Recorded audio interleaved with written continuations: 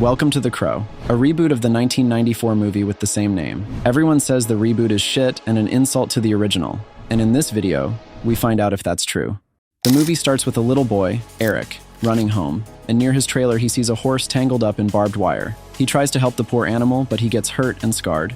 After some time and a lot of psychological trauma from a bad childhood, Eric ends up in rehab. Ass! He gets bullied by everyone in the rehab. Honestly, so far, Eric seems like an overly depressed amoeba with no charisma compared to the 1994 version. I understand that they're two different independent works, but in the 1994 version, Eric was cool and charismatic, kind of like the Joker. Why so serious? And in the 2024 version, he's just mediocre.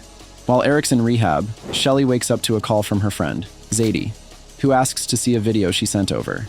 The contents of the video will be revealed near the end, but I'll tell you about it now. The local villain, of course, is Stryker, Vincent Rogue, who sold his soul to the devil and can use some kind of spell to make people do things, usually die.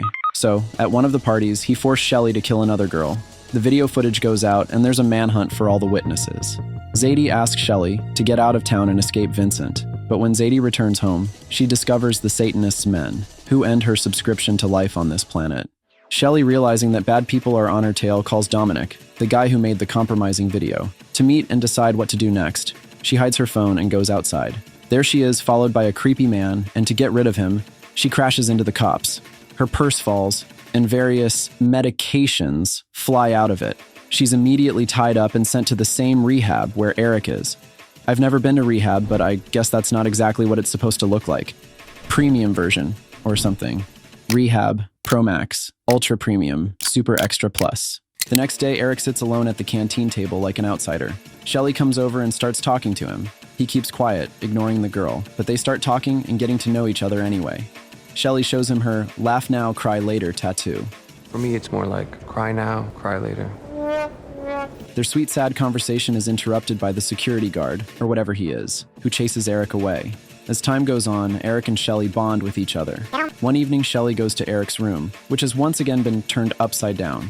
There she finds a topless drawing of herself and realizes he likes her. Their pleasantries are interrupted by the manager, who informs them that Shelly has visitors. It turns out to be Vincent's men. Shelly starts to panic, so Eric shows Shelly how to escape and decides to go with her. Why not? Escape to TikTok music. They run out onto the road where they find a ride, and for some reason they're easily picked up and driven to town. If I was driving through the woods at night and two dirty men ran out at me trying to stop me, I'd at least shit my pants, and at most I wouldn't let go of the gas pedal. Already in town, Shelly takes him to an apartment, and there they start having fun, drinking, and getting to know each other better. That's how they spend a couple days. Promise me something. If I'm ever hard to love, try to love me harder. That's the kind of stuff I'd see on Instagram pages. During this time, the police do find Zadie's body. Remember her? Shelly's friend. One of the cops is Vincent's rat and reports that they found the body, even though they shouldn't have. Marion, basically Vincent's right hand, realizes it was a total fuck-up on her part. She is ordered to solve all the problems and find the rest of the witnesses. In the meantime, the sweet couple are out in the countryside and generally enjoying themselves. You could be living like this all the time. No, you can't. In the evening, they go to a club. Dominic, her close friend who she hasn't even tried to contact. As you can see, Shelly is a very smart and good friend. Dominic asks Shelly and Eric to get out of town as soon as possible because Zadie is dead, and Vincent's men are likely to come after them. The couple return home, but it turns out Vincent's men are waiting for them, and they both start being strangled with plastic bags. How environmentally unfriendly. I don't fucking get it. Shelly knows what Vincent's capable of. She knows he's got people who can and do get their hands dirty with blood. Why the fuck did she stay in the city and not even try to escape, or at least tell Eric what was going on, so he could be alert and do something to make sure they survived? Eric wakes up in the water and sees Shelly drowning. He tries to save her, but he fails and resurfaces while his love goes further to the bottom. Eric goes to explore the area and comes to a railroad station. There he meets some guy and a bunch of crows. It's a beautiful place. I like it. The man says that ravens carry the souls of the dead, but sometimes something so bad happens that the pain is carried along with the soul. Eric was so sad that he was given a chance to avenge his love, whom he'd known for 2 weeks at most and who didn't trust him to tell him why she was being hunted. And because of the ravens, Eric can't be killed. He's sent back to the world of the living through slow motion in a puddle.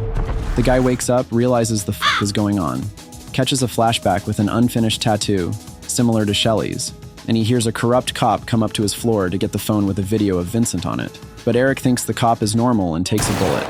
but he doesn't die and a fight breaks out, in which Eric gets screwed, but because he can't die, he just tanks the cop and wins the fight. The cop dies instantly from a knife in his stomach. Finally, the introduction to the characters and the world of the movie is over and the fun begins. It's only been half a movie. Eric gets to the man at the stop again, and he tells him that Shelley is on her way to hell, and to save her. Eric has to kill people and Vincent himself, who should be dead already, but he made a deal with the devil and sends innocent souls to hell. But if Eric stops loving Shelley at 100%, he will die, permanently. Now that's drama. Eric is sent back to Earth. There he visits his friend who does tattoos. He gives him a weapon, and Eric goes to Shelley's mother to interrogate her. But she turns out to have made a pact with Vincent in exchange for success, and doesn't say anything interesting. So he goes to Shelley's room where he finds a stash and her work pass to Vincent's gallery. You're quite the detective, Sir Eric. That same night, Eric goes to the gallery. The style of the movie is great, and I love it. The atmosphere and the music are my favorite. Everything except the mullet on Eric's head. I fucking hate mullets. On the way out, Eric meets the guy who's involved in his and Shelley's death. In the car, Eric kills him. The guy's phone gets a text saying Vincent's men found Dominic's location. The rest of the assholes come out of the gallery and Eric literally jumps into the car and starts a fight. But he just gets thrown out of the car like a loser. That same night, Vincent visits Shelley's mother and whispers spells in her ear and leaves her apartment. And her mother also leaves the apartment, but in a slightly different way. At this time, Eric goes to Dominic's apartment to ask him a friendly question. Dominic tells him that there is a video in which something terrible happened, and because of this video, the guys are being hunted. In the apartment where Eric and Shelley were partying, the guy finds a cape and a phone on which he watches the video. And he's like, how am I gonna save her now? I mean, she killed a human being. I don't like her now. Oh my god. What am I gonna do? I am so fucking pissed off at Eric in this movie version, you fucking dickhead. Why are you like this? Why aren't you like him? Our amoeba goes to his tattoo artist friend and starts whining to him, but they are interrupted by Vincent's mini squad. They had to take Eric alive because he has raven powers that Vincent can take for himself. But a shotgun blast sends Eric to the afterlife. The man says, you fucked up your only chance, Eric. You could have saved yourself and your girlfriend. But that's okay. You're going to heaven and she's going to hell. But Eric pulls himself together and decides to trade his soul for hers. And the ravens agree, giving him their power as well. And from now on, Eric's blood will be black. A cool detail.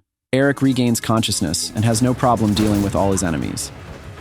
I'll tell my kids it was American Psycho. On a phone, Eric finds a message from Marion saying they'll be at the opera. So Eric starts his preparations with cool music, finishes his tattoo, puts on makeup, takes his cape, katana, and heads to the opera, where the ultra-violence begins with the classics. Marion panics that Eric has come for their souls and warns Vincent about it, but he just retreats to his mansion outside of town, leaving his men to die. After learning of Vincent's whereabouts, he arrives at the mansion. The old man and Eric talk, and Vincent tries to take his power and almost succeeds. But Eric comes to his senses and moves to the railroad station with the crows. There, a young guy beats up a pensioner, and Vincent is taken to hell, where he belongs. Having fulfilled his part of the bargain, Shelley is brought back to Eric, but only for a couple of seconds, because Shelley was saved by the medics, unlike the guy. Eric remains in the Raven world. Despite the scores from critics and audiences, I liked the movie. I'd even give it an 8 out of 10 as a final grade. But here's the problem. The beginning is so fucking long. The problem isn't even the long wait for action, it's the fact that in that time, the movie fails to connect the viewer to the characters. I don't believe that Eric could love someone enough in a week to be willing to go through fire and water to save her. Considering he's lost so much in his life, he'd probably have a problem with bonding and trust. Okay, maybe their important interactions were off-screen, and they experienced something in a week that most couples don't experience in a lifetime, which caused them to become so attached to each other. But then why the fuck wasn't that shown in the movie? Return to the movie's composition. The beginning is fucked up, although it tries to be something deep. The middle of the movie already starts to give us a plot, but so, a little at a time, not to spoil us. And then when there are a couple of people left in the theater, the resolution begins, which goes by so fast. I'm sad that the movie had the potential to be very good, but the pacing problem and the fact that the main character is an unpowered and charismaless prick ruined the movie for me. And for that reason, I give this movie the C out of The Crow. Now get out of here. See you in the next video.